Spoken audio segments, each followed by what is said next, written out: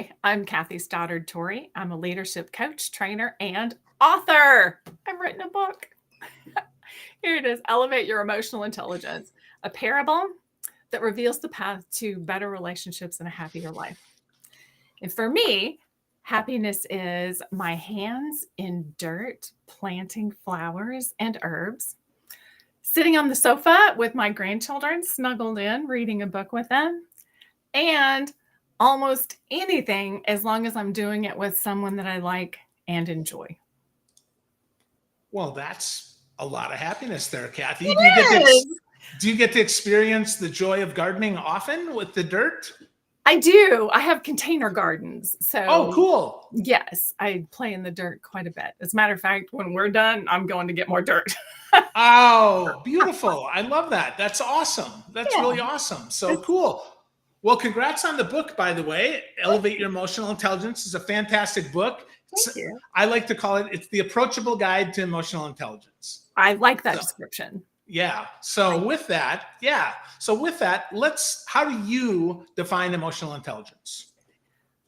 Okay, well, I kind of get clinical on this one because emotional intelligence has 4 parts in its simplest form. Like you can find definitions of emotional intelligence that are very, very complex, but I bring it down to just 4 things. And the first one is self-awareness, knowing yourself, what your values are, what your priorities are, what your triggers are. Then self-management, right? It's important that we have the ability to pause and not just react immediately. And then relationship awareness, being able to read people, like pay attention to their nonverbals, the relationships that are going on around you. And then finally, relationship management. And that's just skills and tools. It's not, sometimes I think it's confused with relationship manipulation. Not the same thing. It's relationship management. So I want to say things in a way that makes it easy for you to hear them and to react appropriately. So those are the 4 sort of basic pieces of emotional intelligence. Okay, cool. Well, in your book, you add a little bit extra, thankfully. It isn't just 4 clinical things, and we No, don't it is just talk not. about that. It is a parable. And I love how you start with the power of choice. I think that is super powerful, right? That is the way to go, because ultimately, if we don't choose to be more emotionally intelligent, we're not going to be more emotionally intelligent. Is that right? Yes, that's absolutely right. And that is why at the very beginning, we talk about the power of choice. Because lots of times, like when I'm doing seminars, people will say, oh, I have to do this and I have to do that. And I'm like, nah, for the most part, you're choosing. And so I call choosing on purpose, waving around the magic wand of destiny, which I always have with me. So here's my magic wand of destiny. Awesome. I know, isn't I love my magic wand of destiny. It's just something to help people remember, that you have the power of choice. We have a lot more power, I think, than we give ourselves credit for sometimes.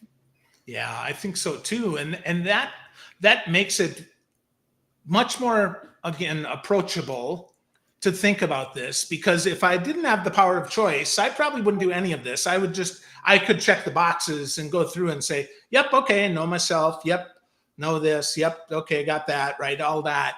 Right. But that's not the truth. We have that power of choice. And I think that is extremely powerful. And I love your magic wand. I was hoping that you had one. I read that in the book. And I was like, I hope Kathy has one of those. I actually do. I always have it with me. Whenever I go, I've actually forgotten it and driven like an hour back to get my magic wand of destiny so that I had it for a speech or something. So yes. Wow. I also usually have my emotional pennies, which is the other. Yeah, the other one. Yeah. So tell me about the emotional pennies. So emotional pennies are just kind of a symbol for emotional energy. So most of us come home at the end of the day and we're really exhausted, even though most of us are not doing hard physical labor. We're in an office, we're dealing with people. But why we're exhausted is we've used up all our emotional energy. So what we want to do in order to have some energy left when we get home, so that we don't just plop down in front of the TV, and call it a day, is to think about good expenditures of our emotional pennies. Is it something worthwhile, or did somebody cut you off in traffic?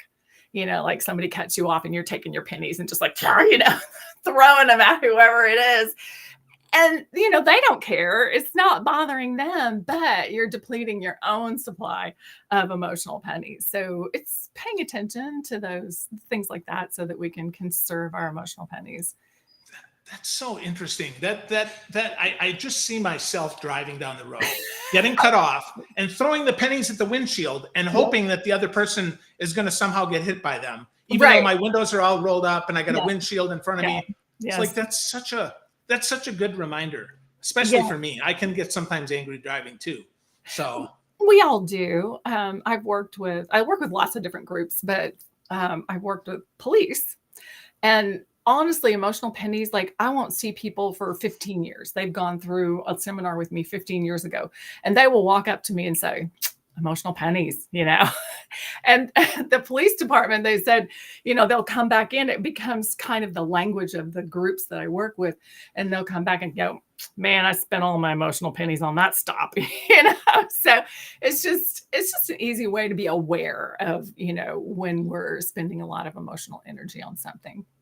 beautiful, beautiful. Well, that next step then is about knowing ourselves. And I think a lot of times we don't know ourselves. We think we do, but Right. we maybe don't. So how do we get through that to really know who we are before we can continue on the path? It's important that we know what our values are first. All right. So it's kind of like, who do you want to be? Do you want to be known for being kind or ambitious or loyal? Like whatever it is, it's good to really know what your value is, like what's important to you. And then you layer that, and your values pretty much you have your whole life. I mean, they may change some, but they're pretty stable. The other thing is priorities, and those change over time to know what's important to you. It's really hard for us to focus on more than like 3 things at a time to be real priorities.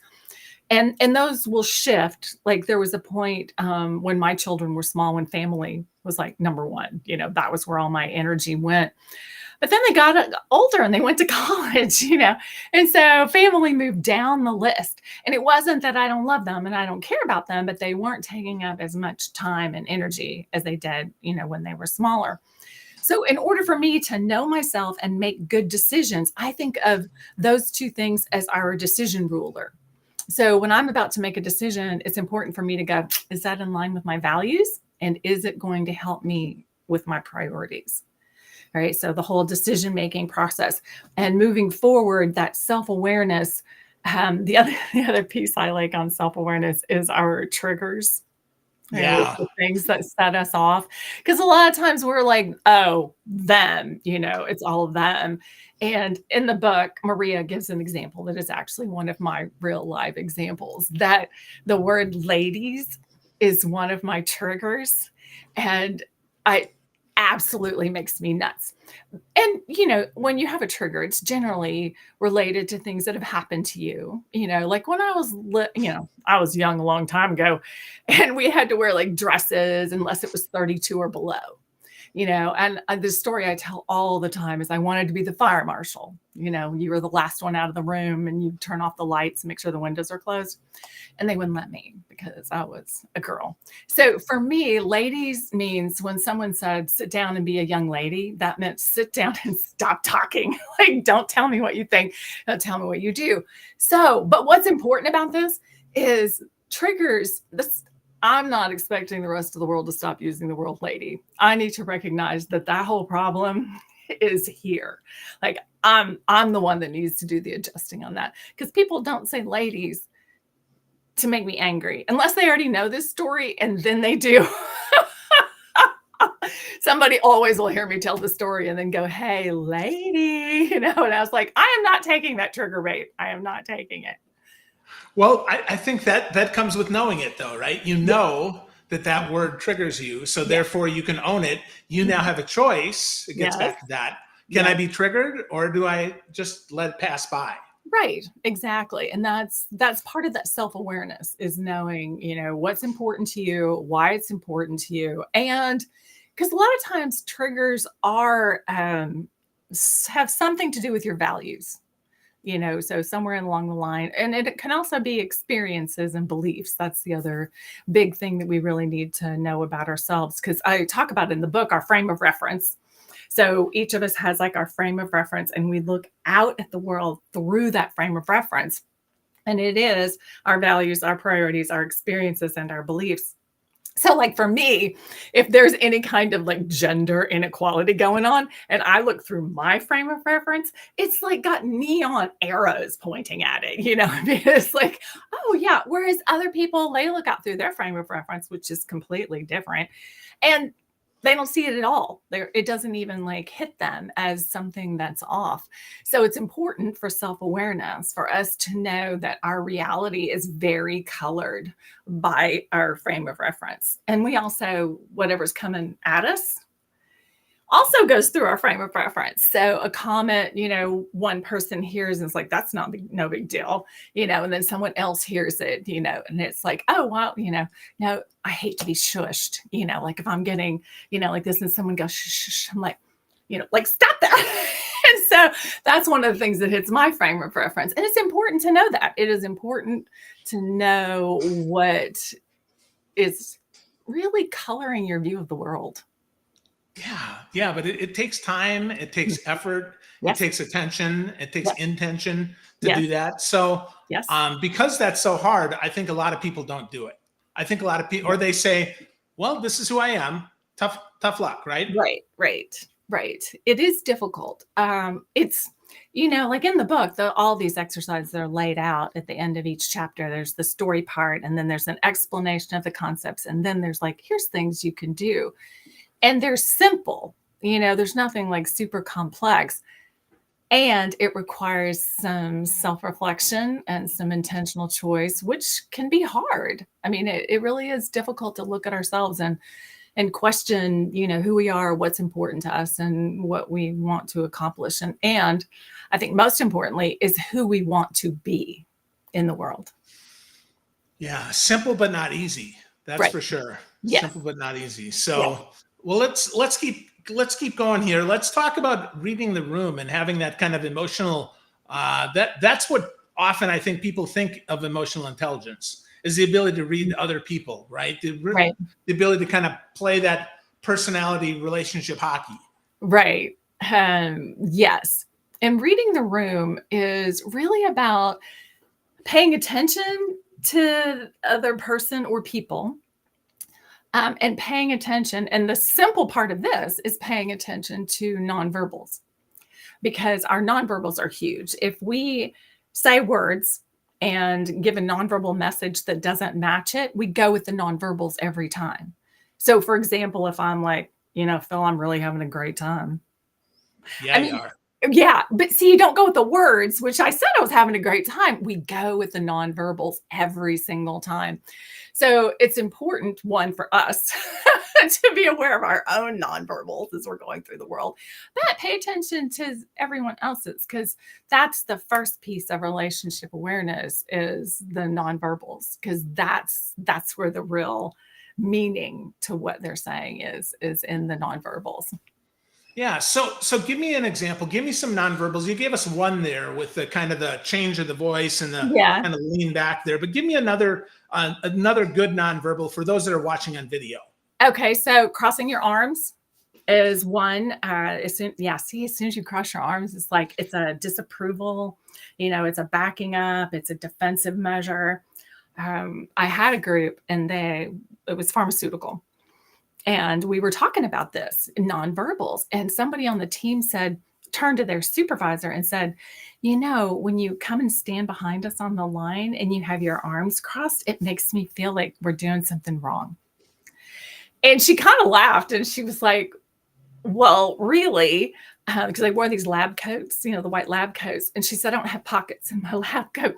And I feel like my arms are long and dangly. So instead of leaving them at my side, I cross them. Right? So, the nonverbals can be misinterpreted, and you can ask questions, because a lot of times, like in workshops, it's cold. So everyone's got their arms crossed before they're cold. And I know they're cold, so I'm not taking it personally. But in general, like if you say something to someone and they do cross the arms, it's like they're not agreeing, with what you have to say. And it's time to start asking some curious questions like, well, it seems like maybe, that doesn't hit you well, or, you don't agree or whatever. So it's time to get curious about the nonverbals. You don't have to like decide that that's exactly it. They're angry if they cross their arms, or, if they roll their eyes, they're being sarcastic, or they think I'm stupid. But it is a good tip to lead you in a direction to start asking questions, to be aware of what the other person is thinking and feeling. Every message has a feeling part and a fact part. And the fact part is what they tell you. But there's always a feeling behind it. And those nonverbals are your clue to what the feeling part is. Yeah, I like that a lot. And I love that you said ask instead of assume, right? Yeah. We ask questions and get curious and say, so, Kathy, I notice this, that, or the other thing, as opposed to, well, Kathy, why are you so angry with me? That's right. Exactly. No, don't do that, right? Yeah. That's a bad thing. Yes, it is. It is not the most emotionally intelligent response. Yeah. Well, you brought an kind of an old idea back to life for me, and the fact that you talked about Johari windows. I want to talk about that a little bit, because I learned about that 25 years ago, and I hadn't thought about that for a long time. So talk to me about Johari window and what that is. Okay, let's see if I can remember all four. You can help me. Yep. Okay, open is there's the Johari window, for anyone that's not familiar with it. If you just picture a square broken up into 4 panes of glass.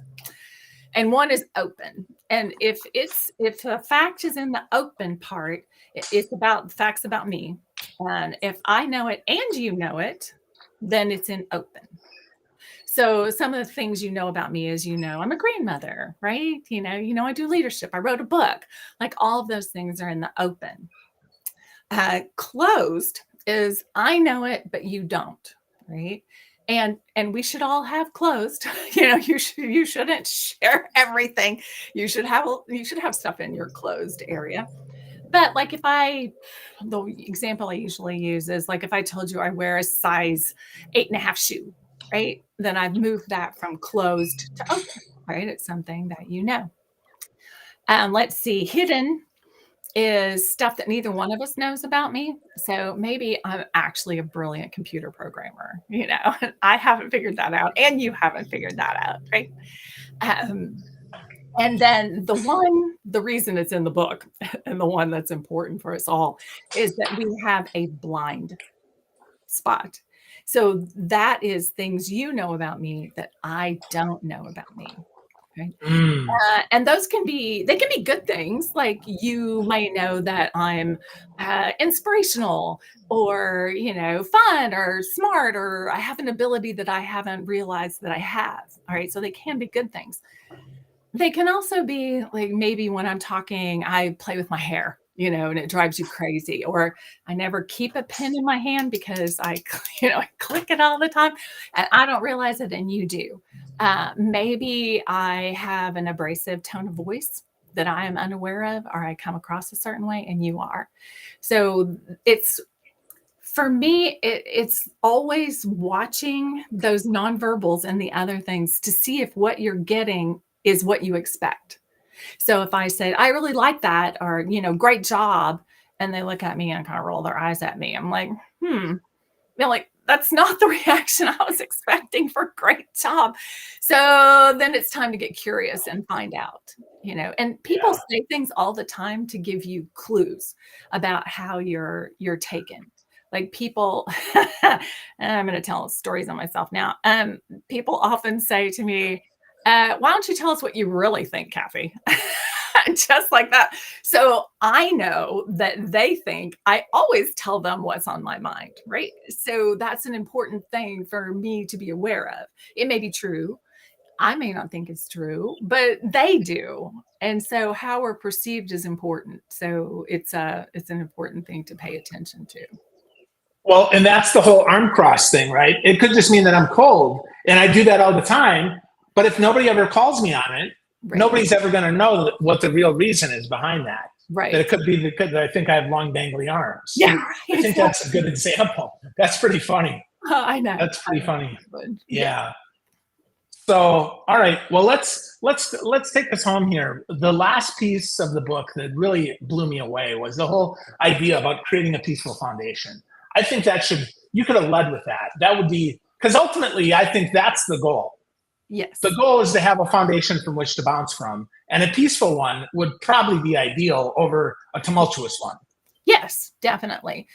And you're right. It could go at the front. But what I find is if you don't have the self-awareness, if you haven't done your values and priorities and talked about your Johari window and all of those things, then this doesn't land as well. Like once you have done the other pieces, then this is kind of the next step. Because a lot of times we don't have the energy, or like if I'm throwing all my emotional pennies out at you, out at everything, then I don't have the energy or the wherewithal to do some of this stuff. But it's important. And so when I start talking about polyvagal theory, everyone, starts running from the room, like, oh my gosh, you're so boring, but that's what this is. And it's important. Polyvagal theory is important because there are 3 autonomic nervous system states, right? Dorsal vagal is you're depressed, you're down. It's very low energy. Then the sympathetic nervous system state is that fight or flight, very high energy. It's like, what's wrong? Who's the problem? Where is it? That kind of thing. But where we want to be is in the ventral vagal state. And that's that whole peaceful foundation. And the reason is when we're there, we are more open-minded, more broad-minded. There's all kinds of health benefits. It's where we do our best problem solving. So if we're not up in that ventral vagal state, then we are biologically incapable of all of those things, like being open-minded and creative and good at problem solving. So that's why it's important to find the way for you that helps you get up into the ventral vagal. And it's different for everyone. Like some people, it's music. My sister has a happy playlist that she likes, to listen to, but music doesn't have the same effect on me that it does on her. So there's a list in the book, and it's just try it, till you find something that works for you to get you up into that sort of peaceful state. And to get you to the point where you actually want to problem solve. Yes. And you have a broader view. They've done studies. I think it's faces and castles is what they had people. They showed them a face and a castle, and they got them all worked up first so that they were not in a happy place, and their brain lit up and they could only see the castle or the face, one or the other. Like you couldn't use both parts of your brain at the same time. But if they got them calm and in that ventral vagal state, then they could see both the castle and the face at the same time. So there's a lot of it's people say, oh, that's woo woo and this and that, and I'm like, well, it's kind of a physiological thing that people I think when I've been thinking about us talking, the phrase that came up is, in order to be a great leader and a happy human, these are the things that are going to accomplish that. And so I think that's the main thing, is you just aren't going to see the world in the same way if you're in either the dorsal vagal or the sympathetic nervous system state. It's just not going to look like the same place as it is when you're in the ventral vagal state. Very interesting. And well, it sounds woo until you realize there's science behind it. Like this is real. There is. It is. When I read that it's biologically, all that problem solving and open-mindedness is biologically not available to us, I'm like, wow. Especially during COVID. That explained a lot, because, it was really hard to get up. And that's when I first realized this and started reading about it, because people were coming to me and going, everyone's stressed, no one's getting anything done. And so I started researching polyvagal theory, and I was like, yeah, it makes total sense, because everyone's in fight or flight and unable to do problem solving and being creative and patient and all the things that happen up at that state. Yeah, right on. Well, before I ask you the last question, Kathy, where can people get a copy of your book? Where would you send them? Do you have a website for the book? You can go to my website, KathyStoddardTorrey.com. And there's little buttons for all the different places where you can buy the book. It's on Amazon and Barnes & Noble and Porchlight and bookshop.org, I think. All those buttons are on my website. So, yeah, so you can get it there. Good. So go to KathyStoddardTorrey.com. You get a copy of Elevate Your Emotional Intelligence. It's a fantastic read. It's practical. It's approachable. So with that, Kathy, let's give them one more tip here. We want to get started on our EI journey. We want to get started with emotional intelligence. Okay. Give me the first step or two so that I can get started on my journey. All right. I would say if you were going to do one thing that was going to improve the quality of your life, help you spend fewer emotional pennies, is to presume good intent. So when someone says something to you, don't automatically assume like, oh, well, they're being insulting or this, that, or the other thing. If you're like, I wonder what they really meant by that. It would be to presume good intent always. And then you can ask questions about it, but you use so few emotional pennies and you can really move forward on your journey of self-awareness and all the other things if you will just presume that everyone has good intent and then move from there. That would be my number one tip. Assume positive intent. I love that. Kathy, this has been a great fun to talk to you. Very insightful. And folks, go get a copy of the book. Go get Elevate Your Emotional. If you're looking for a parable, you're looking to get started reading, started on the journey so you can find out about your power of choice and you can find out about the important stuff about EI without diving into a textbook. This is the way to go. So thank you, Kathy. I appreciate you. Thank you.